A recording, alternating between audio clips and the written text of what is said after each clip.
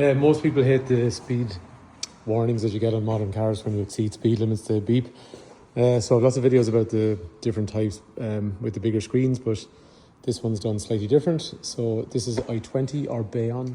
Since 2024, late 2024, these cars now have a 10.25 inch screen in the centre. So if you have the bigger screen, which a lot of people won't, but if you do real quick, what you do is you go into setup and then you go across to vehicle, and then you have a number of different options over here and driver assistance, and you go into speed limit, and you've got a couple of different options here. So you can turn it off, but that means it doesn't tell you the current speed.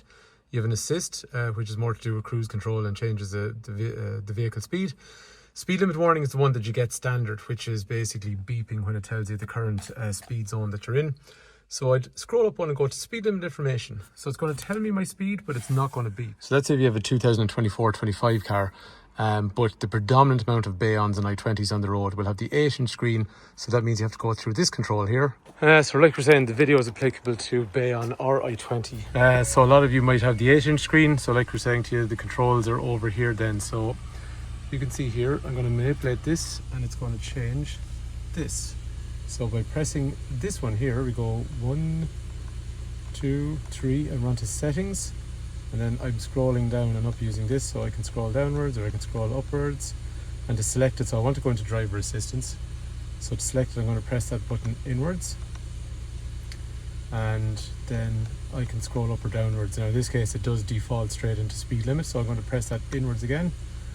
And instead of, so I've got speed limit assist, which I don't want, speed limit warning, which is the beeping sound, or off. Now unfortunately that no longer gives me the speed limit, but it does stop the beeping as well. So the 10.25 inch screen allows you to have the speed sign without the noise, whereas this one only allows you to turn off the function in general. And like we were saying, we're moving upwards or downwards using this, and then when we want to make a selection, like say off, we're pressing inwards, if that makes sense.